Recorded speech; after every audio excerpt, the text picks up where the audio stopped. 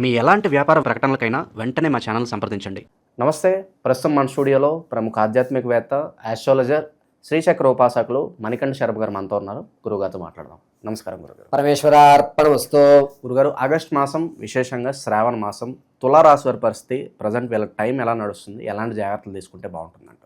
తులారాశి వారు చిత్తా నక్షత్రం 3-4 పాదాలు, అదేవిధంగా స్వాతి నక్షత్రం 4 పాదాలు, ఇక విశాఖ నక్షత్ర 1, 2, 3 పాదాల వారు తులారాశిలోకి ఇచ్చేస్తారు.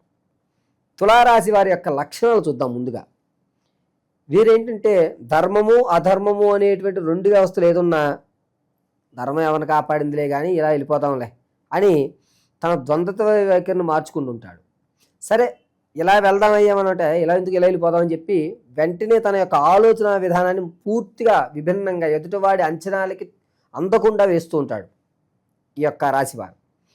పైగా వీరు ఎంతసేపటికి కూడా తన కోసమే సెల్ఫిష్నెస్ అనేటువంటి ఆలోచనలు ఉంటాయి. ఎవరు ఎలాగైనా అనండి, నాకు కావాల్సిన అంతే అనేటువంటి ఒక వైఖరికంలో ఉంటారు. వీరికి లాభపడుతోంది అంటే ఎంతవరకైనా ఏ పనైనా చేస్తూ ఉంటారు.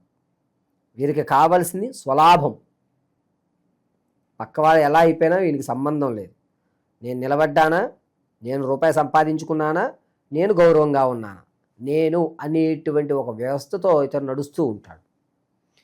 అంతేకాకుండా ఇటువంటి వారితో మనం స్నేహం చేయడం, ఇటువంటి వారు మన పక్కన ఉండడం వల్ల కొన్ని సందర్భంలో ధర్మమయ వైపు కూడా వెళ్ళే అవకాశాలు కలుగుతాయి. మనకేంటంటే అల్టిమేట్గా పని కావాలి. ఆ పని పూర్తవ్వాలి అంటే మార్గాలు ఇతనే చెప్తూ ఉంటాడు. అది ధర్మం కానివ్వండి, అధర్మం కానివ్వండి, ఏదన్నా సరే గమ్యస్థానం చేరేటువంటి ఆలోచన విధానం అంతా పూర్తిగా ఉంటుంది. స్పీడ్ నిర్ణయాలు తీసుకుంటారు. క్షణాల్లో తన యొక్క ఆలోచన విధానాన్ని మార్చేస్తూ ఉంటాడు. ఎప్పుడు కూడా అందరికీ ఏంటంటే 2 రకాలుగా 3 రకాలుగా ఆలోచిద్దాం అంటారు. ఇతను 10 రకాలుగా ఆలోచిస్తాడు. 10 వైపులు 10 మందిని పంపించేస్తాడు. ఒకేసారి ఎదుటి వ్యక్తిని లాక్ చేసే అష్టదిగ్బంధన అంటారు సరే, అలా లాక్ చేసేటువంటి ఆలోచన విధానం కలిగి ఉంటుంది. ఒక విధానంతో ఇతను ఆలోచించరు. ఇక ఆగస్టు నెలలో వీరి యొక్క ఫలితాలు శ్రావణ మాసం విషయానికి వస్తే, శ్రావణ మాసంలో ఈ రాశి వారికి ధనం అనేటువంటిది చాలా తక్కువ లభించడం. అప్పు తీర్చలేరు, కొత్త అప్పు చేసేటువంటి సాహసము చేయలేరు. కొద్దిగా ఆర్థిక ఇబ్బందులు అనేటువంటి పెరుగుతూ ఉంటాయి. ఇంతకుముందు మీరు ఎవరినైతే నమ్మి డబ్బులు ఇచ్చారో వాడు ఇవ్వకపోగా మిమ్మల్ని నువ్వే కట్టుకొని నా దగ్గర ఏం లేదని చేతులు ఎత్తేసి ఇతని మీద మొత్తం తోసేస్తాడు. ఏం చేయాలో అర్థం కాని పరిస్థితుల్లో ఎటువంటి నిర్ణయం తీసుకునే అవకాశాలు కలుగుతూ ఉంటాయి.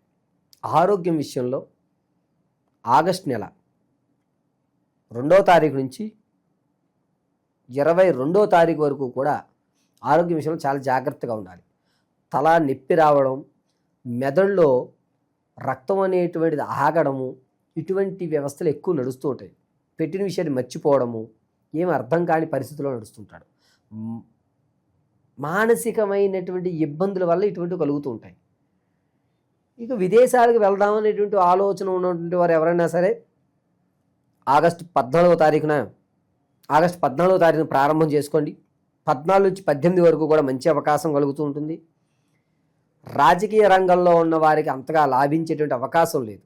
ఇంతకుముందు మీ నిర్ణయం ఏదైతే ఉందో దాంట్లో మెలిపెట్టి ఆ రోజు నువ్వు అన్నది తప్పు అని మిమ్మల్ని క్రియేట్ చేసి మీ యొక్క వ్యవస్థను తగ్గించేస్తారు. ఈ నెలలో రాజకీయ నాయకులు కలిసి వచ్చేటువంటి అవకాశం లేదు. ఏదన్నా వ్యాపారాలు కొత్తగా ప్రారంభించాలంటే ఎటువంటి రంగాల్లో వీళ్ళు పెట్టుబడులు పెడితే బాగుంటుంది అంటారు గురుగారు? గోచార రీత్యా పొలాలు కానీ, లేదా ఆకుపచ్చటి వ్యవస్థలు అంటే తోటలు వేయడం, లేదా పెసలు పండించడం, ఇటువంటి ఆకుపచ్చ వర్ణమైనటువంటి వ్యవస్థలు చేయడం వీళ్ళకి గోచార రీత్యా కుదురుతుంది.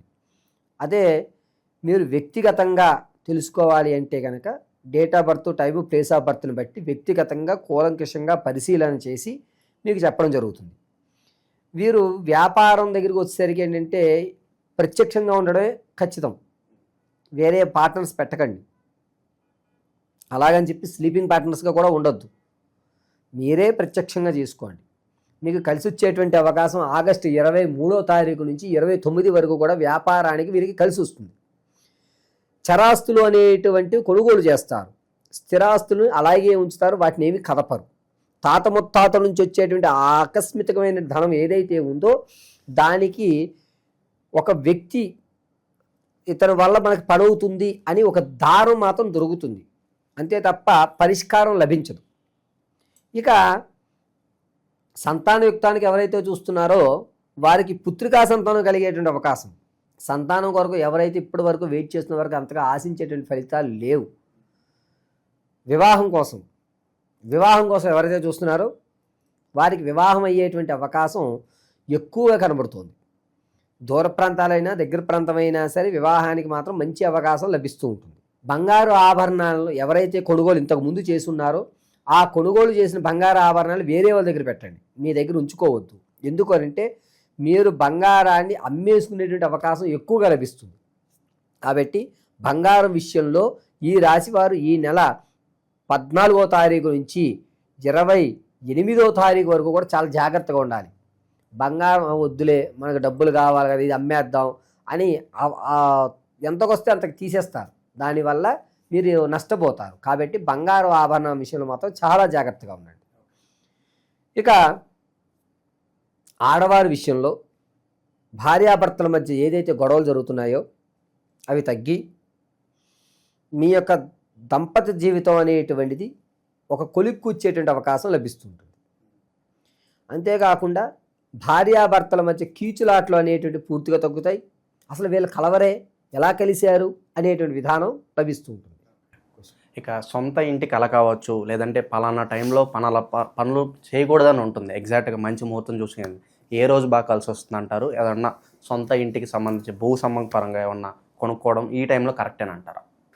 వీరు గోచార రీత్యా చెప్పుకోవాలి అంటే కనుక ఆగస్టు 7వ తారీఖు నుంచి 28వ తారీఖు వరకు కూడా వీళ్ళు స్థిరాస్తులు కొనుక్కునేటువంటి అవకాశం లభిస్తుంది. వ్యక్తిగతంగా అయితే మాత్రం మీ యొక్క డేట్ ఆఫ్ బర్త్లు పంపించగలిగితే దాన్ని కూలంకషంగా పరిశీలన చేసి మీకు చెప్పడం జరుగుతుంది.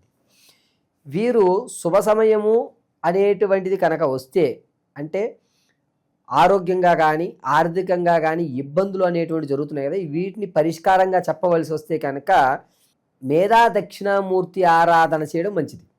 అందులోనూ బుధవారం రోజు సాయంత్రం వేళ పెద్ద శనగలు దొరుకుతాయి, ఈ సైజు దొడ్డు శనగలు అంటారు.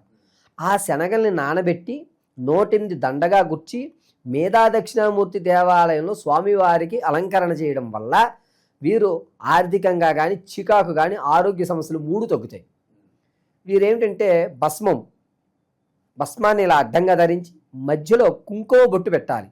అడ్డంగా భస్మాన్ని ధరించిన తర్వాత మధ్యలో కుంకుమ బొట్టు పెట్టుకోవడం వల్ల వీరికి ఉండేటువంటి ఏదైతే బంగారం అమ్మేసుకుని ఆర్థికంగా ఇబ్బంది పడతారో ఆ ఇబ్బందులు తగ్గుతాయి. గురువారం రోజు ఉపవాసం ఉండడం చాలా మంచిది. మేధా దక్షిణామూర్తి మాత్రమే వీళ్ళని ఈ శ్రావణ మాసంలో ఆ యొక్క పరమశివుడు రక్షించగలుగుతాడు. ఈ ద్వాదశ రాశులు ఫలితాలు అనేటువంటివి గోచార రీత్యా మాత్రం మీకు తెలియజేయడం జరుగుతుంది. పంచాంగకర్తల ఆధారంగా గోచార రీత్యా కేవలము ఈ రాశి వారికి ఈ నెలలో ఈ విధంగా జరుగుతోంది అని మాత్రం మీకు వివరించడం జరిగింది. కానీ వ్యక్తిగతంగా మీరు వివాహం ఎప్పుడవుతుందండి గురువుగారు, లేదా నేను స్థిరాస్తులు ఎప్పుడు కొనుక్కోగలుగుతాను, ఎప్పటి నుంచో నా కళ ఒక ఇల్లు కట్టుకోవాలి, లేదా ఒక అపార్ట్మెంట్ కొనుక్కోవాలి, మా తండ్రి గారు ఇవ్వలేకపోయారు, నేను కష్టపడి నా పిల్లలకి ఇవ్వాలి అని మీరు ఏదైతే అనుకుంటున్నారో అది కానీ, లేదా సంతానం కలగడం లేదు గురువుగారు, ఎన్ని ప్రయోగాలు చేస్తున్నా ఎన్ని హోమాలు చేస్తున్నా కలగడం లేదు అనేటువంటి వారు కానీ, లేదా ఉద్యోగం కోసం చాలా ఇబ్బందులు పడుతున్నారు గురువుగారు, ప్రమోషన్లు రావడం లేదు, అలాగే నాకు ఉద్యోగంలో ఎదుగుదల కూడా ఉండట్లేదు అనేటువంటి వారు కానీ, లేదా ఎప్పటి నుంచో మా ఇంట్లో నిత్యము కూడా ఎవరికో ఒకరికి అనారోగ్యం అలా కంటిన్యూగా వస్తోంది వెళ్తోంది గురువుగారు, ఏమిటి ఈ సమస్యకి పరిష్కారం అనేటువంటి వారు కానీ, ఇవన్నీ కూడా కేవలం వ్యక్తిగతంగా మాత్రమే మీరు తెలుసుకోగలుగుతారు. ఆ వ్యక్తిగతంగా మీరు తెలుసుకోవాలి అంటే మీ date of birth, time, place of birth ఉండాలి ఖచ్చితంగా. కొంతమంది పూర్వం రోజుల వాళ్ళు ఉన్నారు, అటువంటి వారికి వ్యక్తిగతమైనటువంటి డేట్ ఆఫ్ బర్త్ రాసుకోలేకపోవడం లేదా మర్చిపోవడం టైమింగ్ అనేది జరిగింది. అటువంటి వారు ఎవరన్నా సరే మీరు మమ్మల్ని సంప్రదిస్తే ఖచ్చితమైనటువంటి ప్రాకారంలో ఉద్యోగం ఏ నెల నుంచి ఏ నెల వరకు రావచ్చు, ఉద్యోగం రావాలంటే మనం ఏ ప్రయోగం చేయాలి, ఏ హోమాలు చేసుకోవాలి, ఏ శాంతులు చేయాలి, అదేవిధంగా సంతానం కలగాలంటే ఏ దేవతారాధన చేయాలి, స్థిరాస్తులు కొనాలి.